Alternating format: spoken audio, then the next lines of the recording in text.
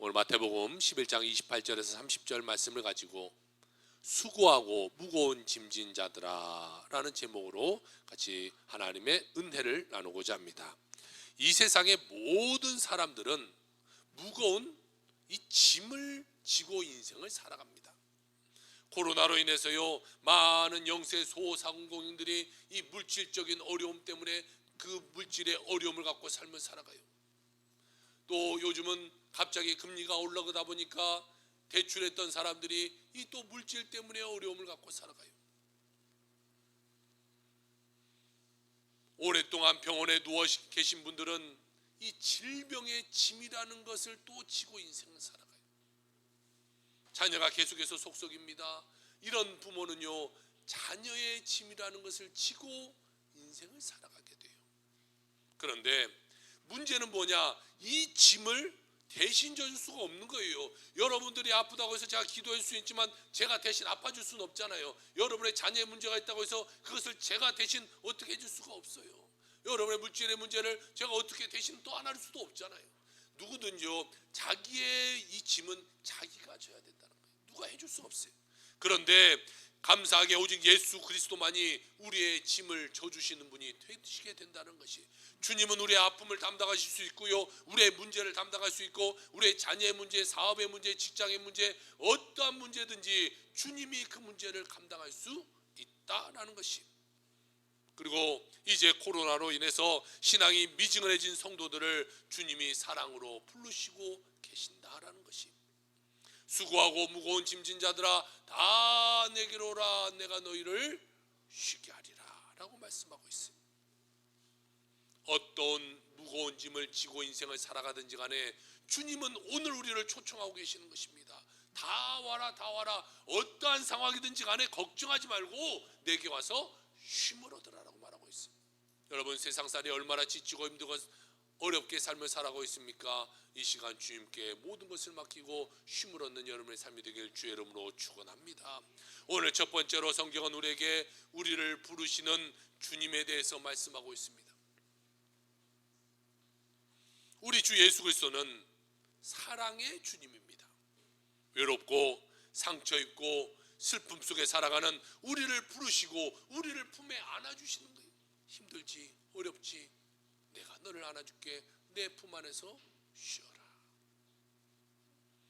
이와 같이 예수님의 사랑의 모습에 대해서 성경은 말하고 있는데요, 마태복음 12장 20절에 이렇게 설명을 합니다. 상한 갈대를 꺾지 아니하며 꺼져가는 심지를 끄지 아니하기를 심판하여 이를 때까지 한다. 우리가 시들시들한 이 갈대가 됐어요, 꺼져가는 심지가 됐어요. 그런다고 해서 아이고 이거는 상했으니까 싹 꺾어버려, 이것은 꺼져가니까 그냥 얼른 꺼버려 하고 꺼버리는 것이 아니라, 하나님이 우리를 이끌어 가시는데 언제까지 이끌어 가신다고 그래? 금방 성경에 우리 기억력을 한번 테스트해봐. 딱 3초 지난 것 같아요.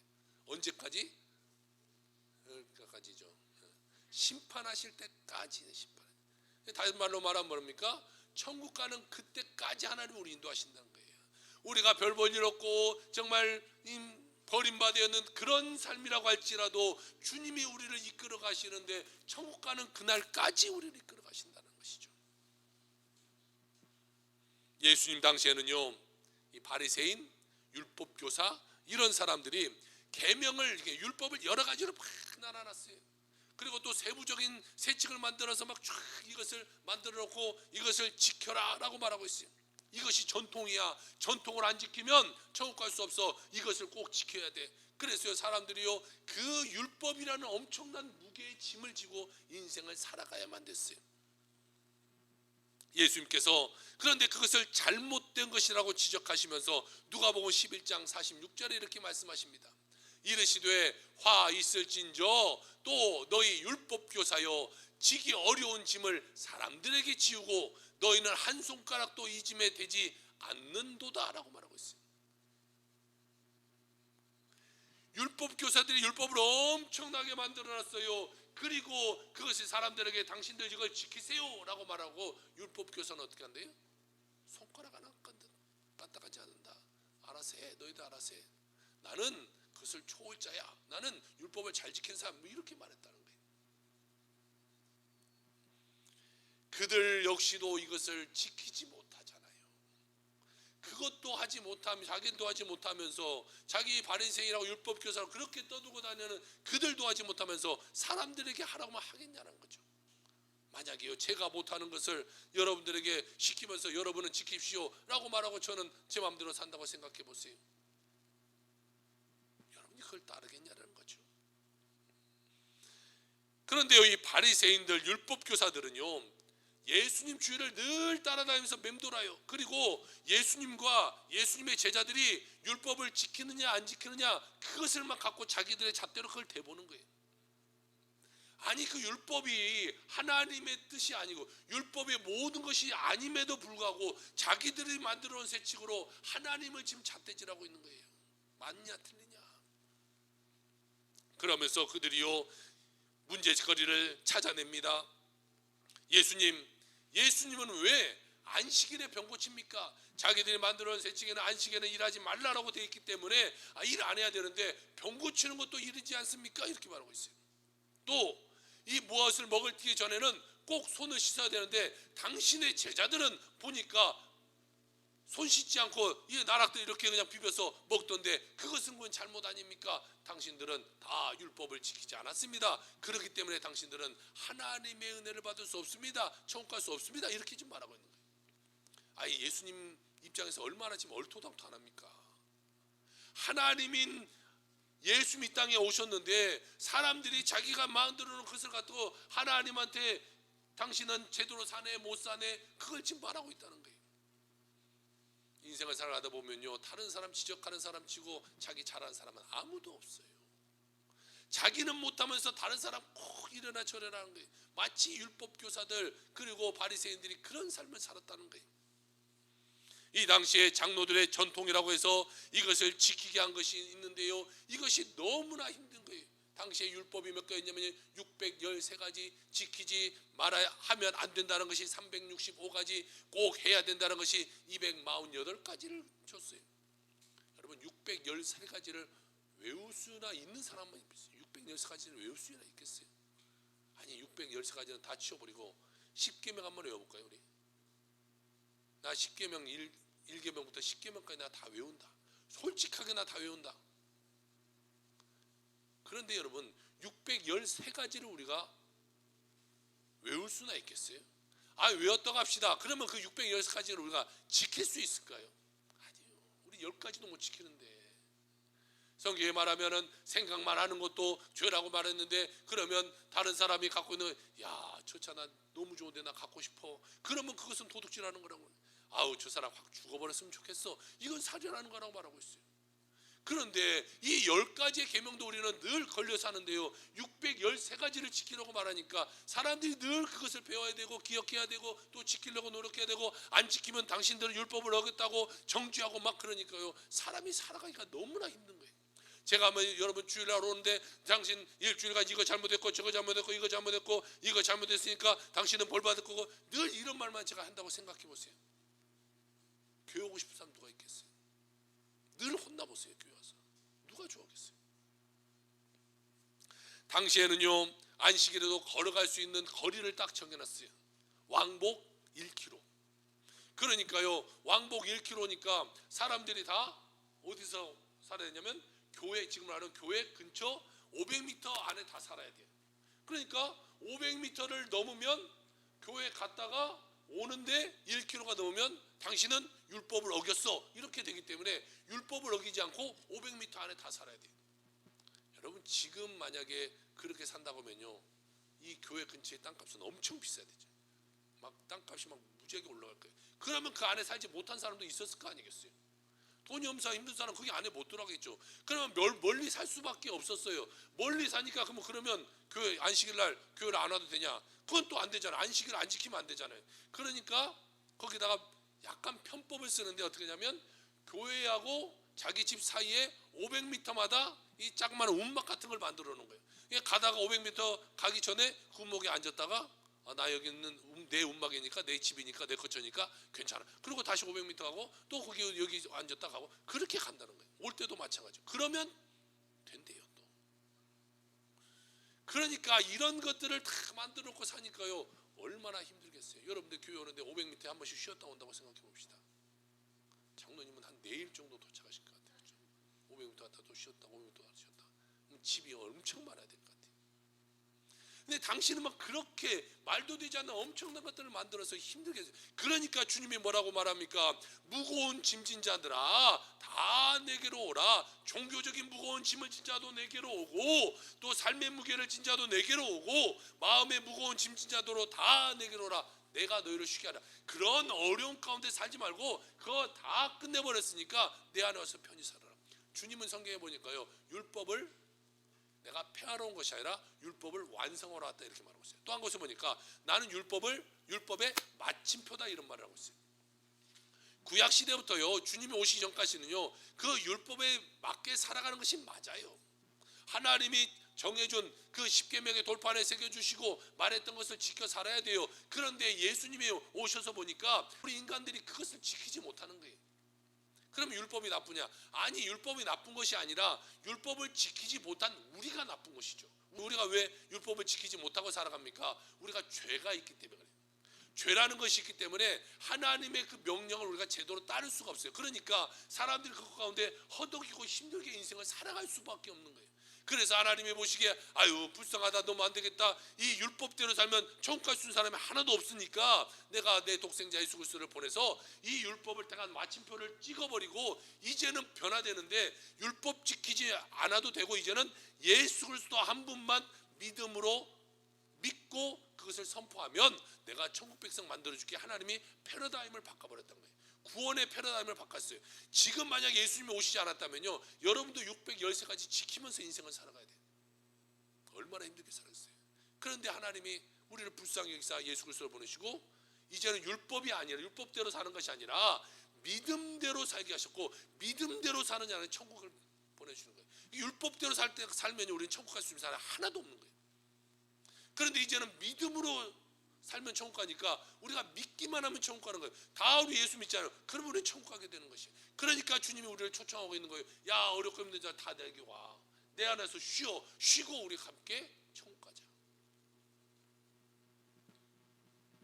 믿는 우리가요, 이 땅에 살면서요, 어렵고 힘든 자들의 무게의 짐을 우리가 바라볼 수 있는 자가 되어야 돼요. 사람들은요, 고통당하는 이웃에 대해서 별로 신경 쓰지 않아요. 옆 사람이 죽어가도 별로 신경 쓰지 않아요.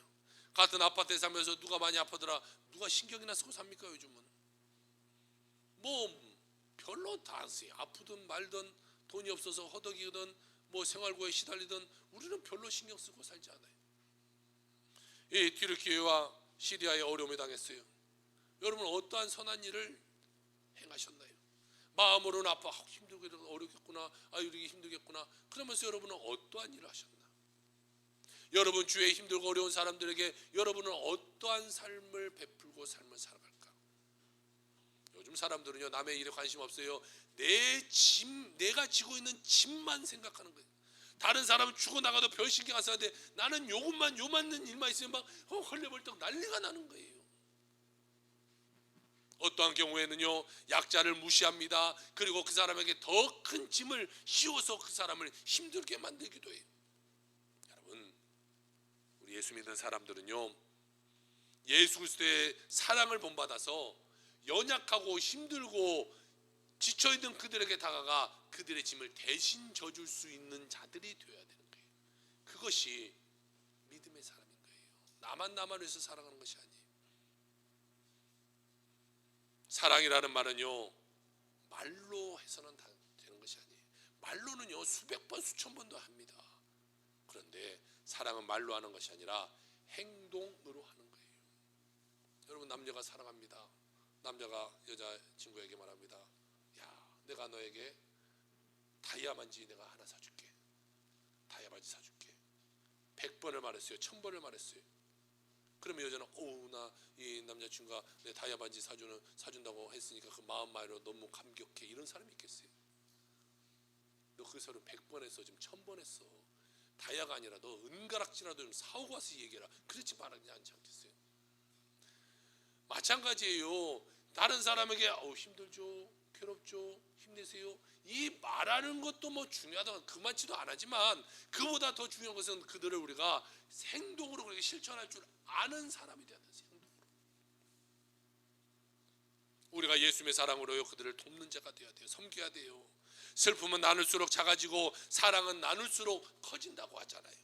그러므로 우리가 무거운 짐을 진 자들을 주의 사랑으로 가서 그들의 짐을 져주고 그들을 돌봐주고 예수님의 사랑을 실천해서 어려울 때에 도리어 그들이 예수 믿고 구원받아서 나올 수 있는 그런 계기가 되는 시간이 될 수 있도록 우리가 만들어야 되는 거예요. 예수에게 떠나갔던 그 사람들에게 이제는 우리가 다가갈 때가 되는 거예요. 그들에게 다가가서 예수님의 사랑을 전해야 되는 것이죠. 이제 봄이 되면 우리가 못했던 전도를 하나씩 시작하려고 해요. 또 이 대면으로 하는 것도 있겠지만 이제는 또 우리가 비대면으로 할 수 있는 전도가 뭐 있을까, 많은 사람이 할 수 있는 게 뭐 있을까라고 생각하다가요, 요즘 화장실 가니까 뭐 다 이렇게 하나씩 붙어 있대요. 뭐 대출 또 아니면 뭐 이런 거 있더라고. 자동차 팔고. 아니 그런 거보다 이 교회에 이런 것을 좀 들어갔으면 좋겠고, 좋은 말씀이 들어가 있는 것들, 또 아름다운 이런 글귀가 있는 것들을 좀 들고 우리가 복음 쪽으로 돌아왔으면 좋겠다는 생각했어요. 이 동네에 그런 거 살려고 지금 부목사님하고 지금 같이 일을 하고 있어요. 그래서 그 예쁜 것을 만들고 또 그것을 자르고, 그러다 어떻게 잘라다 제 손가락도 잘라버리고 막 그랬어요. 막 지금.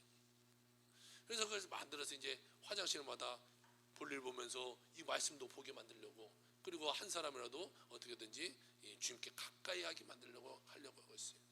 우리가요 이때 이제 코로나가 넘어가고 있는 이 시간대에 무너졌던 사람들의 신앙을 다시금 되돌릴 수 있는 우리 삶이 되어야 되는 것이죠. 사랑을 실천하는 자가 되어야 되는 것이죠. 여러분의 사랑을 실천함으로 여러분의 가정이 변하고 이 지역사회가 변하고 우리 교회가 변하는 귀한 일이 일어나기를 주의 이름으로 축원합니다. 두 번째로 오늘 성경을 보니까요 쉼을 주시는 주님에 대해서 말씀하고 있어요. 마태복음 11장 28절입니다. 내가 너희를 쉬게 하리라. 할렐루야. 주님이 여러분에게 쉼을 주시겠다고 말하고 있는 거예요. 힘들고 지친 자들아 다 내게로 와라. 내가 너희를 쉬게 하리라. 주님은요 여러분에게 원하시는 것이 뭐냐면 쉬는 것을 원하는 거예요. 일하는 것을 원하는 것이 아니에요. 우리가 우리의 짐을 내려놓고 마음의 평안함을 갖고 그리고 안식을 선물로 주기를 원하고 계시는 거예요. 우리가 명절이 되고 또 부모님을 찾아갈 때가 되면요, 부모님을 찾아가면 부모는 뭐라고 말합니까? 아이고 차 타고 오는 게 힘들지, 어렵지, 좀 쉬어 들어가서 쉬어. 야 너 왔으니까 일로 와봐, 너 이거 일 좀 해야겠어, 너 이거 좀. 이런 부모는 없어요. 모르겠어요. 가끔 그런 부모가 있을지는 모르겠네. 그런데 대부분의 부모는요, 야 쉬어라 힘들지 쉬어라 이렇게 말해요. 마찬가지입니다. 하나님이 여러분을 부르시는데 막 어려운 일을 하게 만들고 고단 일을 하게 만들고 이것을 주님이 원하시는 것이 아니라 주님은 여러분이 주의 품 안에 돌아서 쉼을 얻는 것을 원하고 계신다는 것이요. 주님은 우리의 육적인 쉼만을 원하는 것이 아니라 더 나아가 영적인 목마름까지도 다 주님이 해결해 주시기를 원하시고 계시는 거예요. 세계 인류 이 문학가인 톨스토이라는 사람은요 55세 때에 예수님을 만나 참된 안식을 얻게 됩니다. 톨스토이는 기독교 인류를 자유를 억압하는 하나의 종교로 오해하고 신앙을 오랫동안 떠나 있던 그런 사람이었어요. 그런데 55세가 되던 해 예수님을 만나고 그는 무거운 짐을 내려놓고 참된 안식을 얻게 됩니다. 그의 책 신앙론에 보니까 이런 내용이 기록되어져 있어요. 나는 55년 나의 인생 동안 최초의 15년의 소년기를 제외하고는 안식일을 누리지 못하고 살아왔다. 내 나이 18 되던 해 나의 친구가 내게 찾아와 신이 인간을 만든 것이 아니라 인간이 신을 만든 것이라고 한 말에 설득되어 나는 어릴 적에 그리스도를 믿는 신앙을 떠났다. 나는 종교를 포기하는 것이 자유를 얻는 길이라고 생각했다. 나에게 있어서 종교는 속박 그 이상이 아닌 것으로 생각되었기 때문이었다. 그러나 이제 내 나이 55세 나는 내가 스스로 버린 어머니 같은 신앙의 품으로 돌아왔다. 나는 단순히 종교로 돌아온 것이 아니라 나의 구주인 예수 그리스도께 돌아온 것이다. 그 안에서 나는 처음으로 참된 안식을 발견한 것이다. 할렐루야. 주님 안에 참된 평화와 참된 안식이 있게 되는 것이, 세상의 그 어떤 곳에 가서 찾아봐도 안식할 수 있는 것이 없어요. 주님께 나와야 주님 안에서 우리는 안식하면서 인생을 살아갈 수 있는 거예요. 그것이 참 평안이에요. 하나님 우리를 만드셨으니까 하나님 우리 정말로 쉼을 만들어주는 것이 하나님이 더 잘하시겠잖아요. 산으로들로 놀러 가서 쉼을 얻는 것보다 주 안에서 와서 쉼을 얻는 것이 우리에게 더 중요하고 더 필요한 거기 때문에 주님은 그렇게 말씀하고 있는 것이.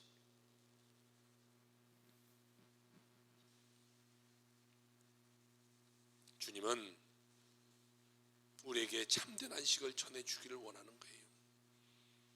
사랑하는 성도 여러분, 주님 안에서 참된 안식을 얻는 여러분의 삶이 되게 주 여러분을 축복합니다. 주님 안에서 안식을 얻어야 돼요. 세상살이 얼마나 힘들고 어려웁니까? 코로나로 인해서, 물질로 인해서, 또 아픔으로 인해서 얼마나 고통스러운 시간을 보내고 계십니까? 그러나 우리가 주님을 믿음으로 나아가면요, 주님이 그 모든 문제를 해결하여 주시게 된다는 것이, 우리의 마음의 무거운 짐을 먼저 주님 앞에 내려놓고 그 마음의 평안을 얻으면 이 어렵고 힘든 시기도 주님과 함께 평안한 삶을 살아갈 수 있게 된다는 것이죠. 그런 축복을 주님이 우리에게 주시기를 원하시는 거예요. 여러분, 반드시 주님과 동행함으로 그런 축복 다 받아 누리는 여러분의 삶이 다 되기를 주의 이름으로 축원합니다. 세 번째로 오늘 말씀하고 있기를 주님과 함께 매는 멍에에 대해서 말하고 있어요. 여러분, 멍에라는 것은 아세요? 멍에. 자, 멍에는 이 소 두 마리가 밭이나 무엇인가를 갈 때에 이 어깨에 서로 지고 나가는 이러한 기구를 말합니다. 마치 소가 둘이 어깨 동무하는 것처럼 이렇게 만들어놨어요. 그래서 그 중간에다가 쟁기 같은 것을 달고 소가 끌면 이 땅이 다 이렇게 고르게 갈아지게 만드는 그러한 도구입니다. 그런데요, 이 소 두 마리 중에 힘센 소가 있을 거 아니겠어요? 그러면 이 두 멍에를 졌다고 해도 한 소가 힘세면요, 한 소가 다 끌어버리면 되는 거예요. 그러면 옆에 있는 소는 그냥 따라만 가면 되는 거예요. 따라만. 이 멍에만 그냥 씌워져 있지, 그냥 그 길만 가면 되는. 그러면 힘센 소가 그냥 다 갈아버리는 거예요. 남자분들은요, 군대 갔다 오신 분들은 알겠지만 이 봉들기 체조가 있어요. 봉들기 체조. 이 서해에 있는 것처럼 봉들기 체조 해보셨어요? 봉들기 못 해봤습니까? 다음에 저랑 한번 해보실 거예요. 자, 이 봉들기가 있는데요, 봉들기라면 저 같은 사람은 무조건 손해예요. 왜 그래요?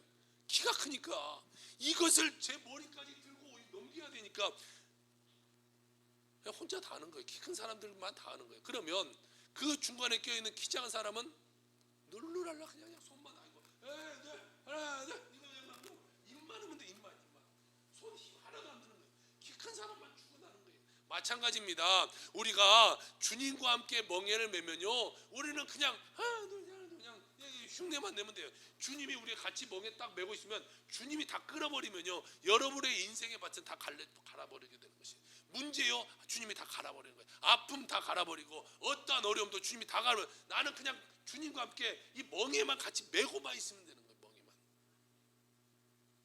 그러면 주인이 아이고 우리 소들 잘했네, 가자 밥 먹자, 좋은 거 막 먹이는 거 아니겠어요? 일 했다고. 사실 나는 별로 일 안 했는데 그 주님과 함께 멍에만 매면 그런 일이 일어나는 거예요. 나는 별로 일하지 않아요. 나는 별로 한 것이 없어. 근데 주님이 힘세니까 그냥 막 다 갈아버리는 거예요. 주님이 가서 다 일을 해놔버리는 거예요. 그러면 하나님이 주신 축복 그냥 우리가 그냥 받아 누리기만 하면 되는 거예요. 그런데 만약에 나 이 멍에가 너무 무거워서 싫어, 나 멍에 안 맬 거야, 그러면요, 그 손은 어떻게 되겠어요? 저 얼른 갖다 팔아서 이렇게 소고기, 요즘 소고기 싸게 판다던데, 그래서 팔아다 얼른 농협에 갖다 싸게 팔아버려야지. 뭐 있겠어요? 자, 그러니까 우리는 할 일이 뭐냐면요, 멍에만 메고 있습니다. 멍에만. 예수 믿는데 조금 어려움이 있을 수 있어요. 그런데 그 조금의 어려움에 멍에만 지고 있으면 되는 거예요. 나머지는 하나님이 하시는 거예요. 나머지는 모든 것은 주님이 해결해 주시게 되는 것이죠. 여러분, 우리의 인생의 길을 주님이 다 가르칠 줄로 믿고 나가길 주의 이름으로 축복합니다. 사랑의 주님이 날마다 우리의 무거운 짐을 대신 다 져주시고 주님이 다 일해버리시는 거예요. 시편 68편 19절에 이런 말씀이 있습니다. 날마다 우리의 짐을 지시는 주 곧 우리의 구원이신 하나님을 찬송할지로다. 할렐루야. 날마다 우리의 짐을 져주신대요. 그러면 날마다 주님과 같이 멍에를 져야 주님이 우리의 짐을 져주시는 거 아니겠어요? 수레를 끌고 가는데 나 혼자 끌고 가면 그것이 얼마나 힘들겠어요. 그런데 주님과 함께 멍에를 지고 힘센 주님이 다 끌어주시면 되는 거 아니겠어요? 그러면 우리는 힘들지 않게 가게 되는 거 아니겠어요? 내가 감당할 수 없는 모든 무거운 짐을요 주님께 맡기며 살아가는 여러분의 삶이 되길 주의 이름으로 축복합니다. 맡겨야 되는 거예요. 맡기지 않으면요 절대로 내 삶 가운데 축복이 일어나지 않아요. 마음의 짐, 육신의 짐, 생활의 짐, 가족의 짐, 질병의 짐, 사업의 짐, 모든 것을 주님께 맡기기를 주의 이름으로 축원합니다. 맡기면 주님이 해결하시는 거예요. 주님께 다 맡기면 주님이 우리를 긍휼히 보시고 이제는 주님이요 야, 너 힘들지? 걱정하지 마. 내가 다 해결할게. 해결해 버리시는 거죠. 그래서 주님께서 말씀하시는 것입니다. 수고하고 무거운 짐진 자들아 다 내게로 오라. 내가 너희를 쉬게 하리라. 쉬게 하리라. 나와 함께 멍에를 메고 나의 온유를 겸손을 배우라. 이렇게 말해요. 더 이상 염려하지 말고 걱정하지 말고 근심하지 말고 주님과 함께 멍에를 메고 주님의 온유와 겸손을 배워서 힘든 이 인생의 밭을 주님이 갈도록 하시는 여러분의 삶이 되길 주의 이름으로 축복합니다. 마태복음 11장 29절 30절입니다. 우리 같이 한번 읽어볼까요? 시작. 나는 마음이 온유하고 겸손하니 나의 멍에를 메고 내게 배우라. 그리하면 너의 마음이 쉼을 얻으리니 이는 너의 멍에는 쉽고 내 짐은 가벼움이라 하시니라. 할렐루야. 여기 아주 중요한 말이 있어요. 잘 보세요. 두 번째 줄에 나의 멍에를 메고 내게 배우라. 무엇을 배우라는 거예요? 위에 줄을 보시면 돼요. 뭘 배우래요? 그렇죠. 어떻게 그렇게 잘하신지 모르겠어요. 온유와 겸손을 배워라. 멍에를 같이 메고 온유와 겸손을 배우면 하나님이 우리를 축복해 주시겠다라고 말했어요. 그 축복이 오늘 성경 뭐라고 표현하냐면 쉼을 주시겠다. 자, 잘 봐야 돼요. 멍에를 메고 온유와 겸손을 배우면 축복해 주시겠다는 거예요. 쉼을 주시겠다는 거예요. 이게 주님 안에서 쉼을 얻기 위해서는요 거꾸로 해야 돼요. 온유와 겸손을 배우는데 주님과 함께 멍에를 지는 삶을 사는 거예요. 주님과 같이 하지 않으면요 우리는 주님 안에서 쉼을 얻을 수 없는 거예요. 이게 날마다 여러분 주님과 같이 멍에를 지고 나가는 여러분의 삶이 되길 주의 이름으로 축복합니다. 멍에를 지려면요 주님 생각하고 주님과 함께하고 주님이 내 마음 가운데 계실 수 있도록 만드는 거 기도하면서 하나님 오늘도 나와 함께하여 주옵소서. 하나님 내가 어떤 프로젝트를 맡아서 일하는데 하나님 이와 함께 하셔서 내가 이거 잘할 수 있도록 해 주시옵소서. 그렇게 기도하면서 주님을 계속해서 내 삶 가로 끌어들여야 되는 거예요. 주일날 성경 들고 왔다가 집에 가서 이렇게 던져놓고 아이고 나는 일주일간 내 마음대로 산다 하고 주일날 와서 아이고 뭐 이렇게 먼지가 많이 생겼어 먼지 털고 이렇게 할렐루야 이렇게 오는 것이 아니라 매일매일 주님과 멍에를 같이 메는 자가 되어야 된다는 매일매일.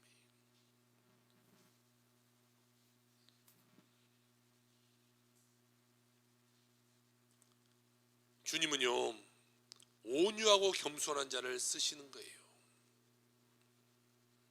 가정생활, 대인관계, 하나님과 사람 속에서 인정받는 것도 이 온유와 겸손이 필요한 거예요. 이 두 가지가 없으면 누구도 사람을 좋아하지 않아요. 제가 만약에요 엄청 교만하다고 생각해보세요. 온유하지 겸손하지 뭐 그렇지도 못하지만 막 교만한 삶을 살았다고 생각해보세요.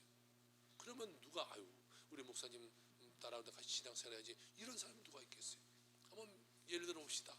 우리나라에 만약에 가장 이 잘생긴 남자 배우가 있다고 생각해보세요. 아주 가장 예쁜 배우가 있다고 생각해보세요.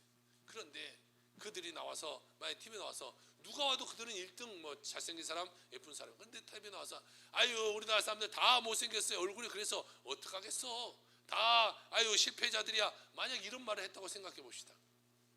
여러분 기분 좋겠어요? 당장 인터넷에 들어가서 뭐 네가 잘났냐, 네가 이쁘면 얼마나 이쁘냐 막 난리치지 않겠어요? 가장 예쁘고 가장 잘생겨 누가 봐도 그래 인정해요. 그런데 그들도 교만하면요 다른 사람이 다 싫어하는 거예요. 다 그 자리에서 끌어내리는 거죠. 그런데 우리가 잘나지도 못하면서 교만하고 우리가 잘나지도 못하면서 온유하지 못한다고 생각해 보세요. 누가 여러분을 좋아하겠어요? 그리고 여러분을 따라 누가 교회에 오겠냐는 거죠. 화 잘 내고 고집 세고 잘 다투고 교만하는 사람은요 절대로 하나님이 쓰시지도 않고요 사람들도 가도 관계 가운데 모든 것이 잘못되게 되는 것이, 그 사람은요 주님과 멍에를 맨 사람이 아닌 거예요. 아직도 멍에를 못 맨 거예요. 아직도 초보적인 신앙에 있는 거예요. 온유와 겸손이, 여러분 우리는 체질화돼야 돼요. 어떻게든지 온유하고 겸손해져야 돼요. 내 속에는 막 예전에 막 불나고 막 화치 싸웠다고 할지라도 이제는 온유하고 겸손하게 살아가도록 노력하는 자가 되어야 되는 것이. 이런 말이 있어요. 성격이 성경보다 강하다 이런 말이 있어요. 성격이 성경보다 강하다. 무슨 말이냐면 교회에서 아무리 성경 말씀을 가르치고 그들에게 전하고 그래도 그 성경 말씀이 그들의 성품을 고치지 못하고 내 성격이 너무나 세니까 성경이 내 삶을 지배하지 못한다 이런 말이에요. 이런 삶이 되어서는 안 되겠죠. 말씀에 내가 굴복하는 삶을 살아야 돼요. 에이 말씀보다 내가 더 세, 뭐 이런 삶을 살아서는 안 되는 거예요. 교회 다니는 사람은요 온유와 겸손으로 옷을 입어야 돼요. 늘 겸손하게 어디 가서도 내가 교회 다니는 사람처럼 내가 행동하고 말하고 해야 돼요. 제가 여러분 이렇게 와서 설교하고 오후에 나가서 저 골목에 가서 누구 하나 붙들고 막 싸운다고 생각해 봅시다. 근데 사람들이 봤어. 누가 봐도 저는 키 크니까 한 번 보면 다 알 거 아니에요. 지금 세동탄 순복음교회 목사님, 저 키 큰 사람 목사님인데, 근데 제가 막 욕하고 싸워보세요. 그들이 아우 목사님 잘 싸우니까 저희 교회 다녀야지, 그런 사람이 있겠어요? 아, 저 목사님 성격 아주 남성다워, 그 같이 신앙생활에서 이런 사람이 있겠어요? 애도 웃잖아요, 애도 웃잖아요. 여러분이 삶을 살아가는데 나가서 막 늘 싸워요. 뭐 어디 가서 싸우고 있고 저기 가서 싸우고 있고, 사람들이 올 때 아우 저 사람 교회 장로다고 그러던데 권사라고 그러던데 세동탄 순복음교회 사람이래, 이런 소리 들은데 그 사람들이 교회로 나오겠어요? 교회가 부흥하겠어요? 온유하고 겸손한 우리의 성품을 지니면서 많은 사람이 그것이 표현될 때에 야, 이 사람 예수 믿더니 달라졌네, 이 사람이 있는 예수, 이 사람이 다니는 교회 나도 가고 싶다라는 마음이 생기게 되는 것이죠. 여러분 세상 가운데요 내 고집 피우지 말고 내 주장하지 말고 선한 영향력을 펼치면서 살아가는 여러분의 삶이 되길 주여 여러분 축복합니다. 우리 예수 믿는 사람은요 절대로 그렇게 살면 안 돼요. 왜? 예수님과 함께 명예졌기 때문에 그래요. 내가 못하면 예수님이 끌고 가는 길만 졸졸졸 따라가면 되지 왜 다른 길로 가려고 하니까 이 멍에 같이 메고 있는 예수님까지 힘들게 만드냐는 거예요. 왜 같이 멍해지고 있는 이 교회 공동체를 힘들게 만드냐는 거예요. 그냥 내가 힘 안 쓸 거면 쫓아나가야지 거기서 왜 날 뛰냐는 거예요. 그러면 힘들잖아. 더 온유와 겸손으로 이 세상을 변화시켜 나가는 주님의 일꾼들 다 되시길 주의 이름으로 축복합니다.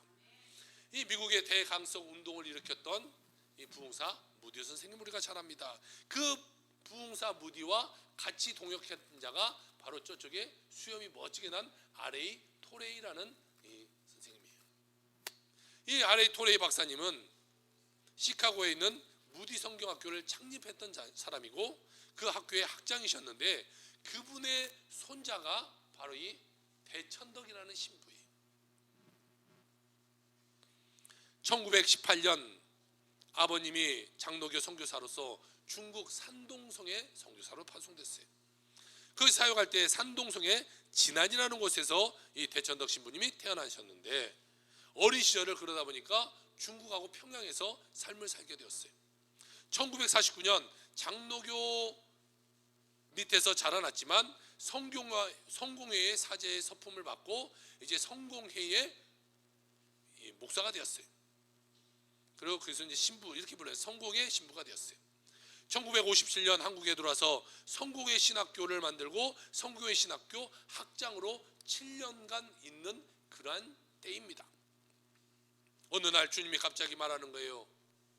야, 너 한국에 들어가서 어렵고 힘든 사람 돌보라고 내가 너 보냈지, 너 이렇게 학장 자리 차지하고 앉아서 편안히 살라고 내가 너 한국에 보냈냐? 이 말을 딱 들려보는 거예요. 이 대청조 신부님이요, 주님이 그 말하는 것을 듣고 그 즉시 가서 학장 자리를 내려놓습니다. 여러분, 이게 쉬운 일이 아니잖아요. 학교 학장 자리를 내려놓는다요? 절대 이게 쉬운 일이 아니에요. 이 안수 집사님이 대학교 교수인데 교수 되기도 엄청 힘들잖아요. 요즘 교수 되기가요 하늘의 별 따기예요. 그런데 제가 안수 집사님 다음 주부터 교수 내려놓고 사세요. 그러면 할 수 있겠어요? 야, 너 목사를 네가 내려놔. 그게 편하겠지. 못하지. 그런데 더 나가서 이제 학장이 되고 뭐 총장이 됐어요. 그 자리 내려놓고 내려오세요. 하면 하겠어요? 그 자리에 올라가려고 서로 싸우고 정치하고 얼마나 해서 그 자리에 올라갔는데 그게 쉽겠냐는 거예요. 그런데 주님이 야, 너 내가 그러려고 보냈어. 그 한마디에 그분이 모든 것을 내려놔요. 그리고 다시 내가 가장 낮은 곳에 가서 시작하겠다는 마음으로 그가 어디로 갈까 찾아봅니다. 그리고 찾아보는데 한국에서 가장 오지가 어딘가, 가장 이 힘든 곳이 어딘가를 찾아봤더니요, 당시에 강원도 정선 땅 하사밀이라는 곳을 찾게 돼요. 당시에는요 그 마을까지 들어가는 버스가 없어요. 그래서 3일 길을 걸어야 그곳에 들어간다고 합니다. 그러니까 얼마나 꼴찌에게 3일을 걸어 들어가야 돼요. 거기에 들어갑니다. 들어가서 산골짜기에 이 예수원이라는 이런 곳을 차려요. 나 예수원을 만들어 놓고 이제 이곳을 통해 놓고 47년 동안 가장 힘들고 어렵게 사는 산골짜기에서 그 어려운 사람들을 사랑으로 돕는 그런 사역을 하시겠어요. 그런데 이 대청조 신부님이 뭐 대외적으로 유명하다 보니까 미국에 가서 말씀도 전하기도 하고 전국에 다니면서 말씀도 전하게 해요. 그리고 가서요, 미국 같은 데 가서 외국에 가서 말씀을 전하고, 우리 한국이 이렇게 어려우니까 이 구호물자를 좀 주십시오. 구호물자를 많이 받아옵니다. 그것도 전국을 돌아다니면서 이 구호물품을 많이 받아와요. 그리고 그것을 싸놓을 때가 필요하니까 창고를 하나 줘서 구호물품을 많이 넣어놓고 어렵고 힘든 사람이 오면 그걸 다 이제 나눠주는 그런 사역을 했어요. 어느 날입니다. 이 대청조 신부가 그때도 다른 지역에 부흥회를 이끌러 갔어요. 그 전에 미국 같은 데서 우리 그때 당시에 이곳에 전기가 들어오지 않으니까요, 미국에서 이 자가 발전기를 가져다가 후원받아서 놓고 이 발전기를 돌렸어요. 그러니까 그 발전기를 돌리면 창고가 껌뻑 이렇게 불이 들어와요. 그래서 그거라도 들어와서 이 창고를 했는데, 신부님이 이제 어디에 집회를 간 사이에 누군가 거기다가 이 코트를 벗어서 그 발전기에다 그냥 우시주로 놨어요. 그런데 발전기가 열이 나다 보니까 옷에 불이 붙어서 이 창고가 다 타버렸어요. 구호물품이 하나도 남김없이 완전히 다 타버렸어요. 소방차가요 저 산에서 불이 나니까 막 달려오는데도 끝났죠. 벌써 그 산골에 오는데 언제 와요? 다 타버리고 완전히 취가 됐어요. 그런데요, 그 당시에 창고를 담당하고 있던 조병호 목사님이라는 분이 있어요. 이제 이분은 어떻게 됐어요? 이제 큰일 났잖아요. 여러분이 그 창고 직이라고 하면 어쩌겠어요? 이제 큰일 났지. 야, 나 큰일 났다 이제. 신부님이 돌아오면 나는 이제 혼나고 어쩌면 잘릴지도 모르겠다. 큰일 났다. 며칠을 마음을 막 졸이는 거예요. 이제 곧 신부님 오실 텐데 그러다가 며칠이 지나고 이제 오실 날이 돼버렸어요. 그러니까 이제 아침부터 이제 안절부절 못하는 거예요. 큰일 났다. 이거 어떡하지? 그런데요, 저 멀리서 안 오셨으면 좋겠던 그 신부님이 오시는데요, 활짝 웃으면서 오는 거예요. 그런데 그 웃으면서 오는데 그 조 목사님이 가서 그 얼굴에다 말을 못하는 거예요. 목사님, 신부님 이거 다 타버렸습니다. 그러니까 말은 못하고 그까지 같이 걸어가는데 쭈뼛쭈뼛 언제 말해야 되나 그러다 보니까 거의 이제 다 달았어요. 이제는 말하지 않을 수 없겠다 생각하고, 신부님 사실은 이 창고가 불이 나서 다 타버렸습니다. 제 잘못입니다. 용서해 주세요. 제가 관리를 못했습니다. 그랬더니요, 신부님이 하하하하 웃으면서 이런 말을 합니다. 그래도 할렐루야. 여러분 어떻게 이런 말을 할 수 있을까요? 그렇게 힘들게 모아오고 다른 나라에서까지 다 모한 물자가 다 타버렸는데 그래도 할렐루야.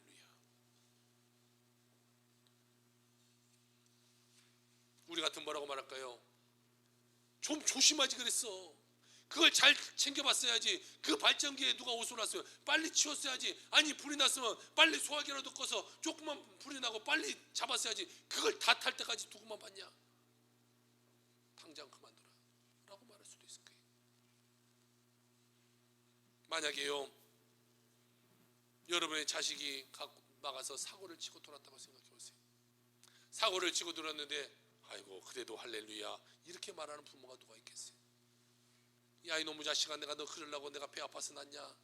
내가 너 그러려고 미역국을 먹었냐? 너 이리 들어와라 좀 맞자. 이거 막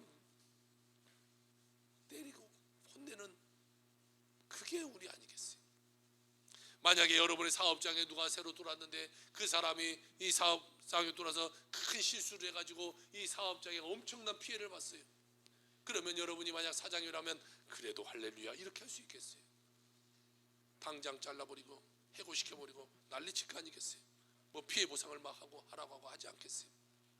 그런데 우리의 모습과 다르게 이 대천덕 신부님은 그래도 할렐루야를 외쳤던 거예요. 사실 대천적 신부님이 저 밑에 황지역이라는 곳에 내렸는데요, 벌써 소문이 다 났잖아요. 그 당시 여러분 아까 같이 그렇게 생긴 외국인이 있는데 모르겠어요. 키만 큰 저만 다녀도 사람들이 다 아는데 그러니까 아니까 올 때에 사람들이 와서 말하는 거, 신부님 창고 불났대요. 창고 다 타버렸대요. 다 탔어요. 그리고 버스를 타고 들어오고 걸어오는 그 사이에 신부님은요 늘 생각했어요. 하나님 그래도 감사합니다. 뭐 감사하냐면 그 불났다고 했을 때 신부님이 그 사람들한테 가장 먼저 물은 말이 있습니다. 사람들은 괜찮습니까? 다친 사람 없습니까? 문제된 사람 없습니까? 없습니다. 그건 없는데 다 타버렸대요. 그래서 차 타고 오면서 하나님 그래도 감사합니다. 그런 마음을 갖고 있을 때 그분이 다 탔습니다라고 말하니까 그래도 할렐루야 라고 말하는 거예요. 여러분, 우리의 인생을 살아가는 동안에 힘들고 어려운 일이 얼마나 많습니까? 얼마나 무거운 짐을 지고 살아갑니까? 여러분, 그래도 뭐예요? 할렐루야. 너무나 슬프고 괴롭고 어려워도 그래도 말할 못할 고민이 있고 잠 못하고 슬퍼하고 어려움이 있어도 그래도 할렐루야. 여러분, 주님께 모든 것을 다 맡기시고 한 주간도 평안한 삶을 살아가기를 주의 이름으로 축원합니다. 아멘.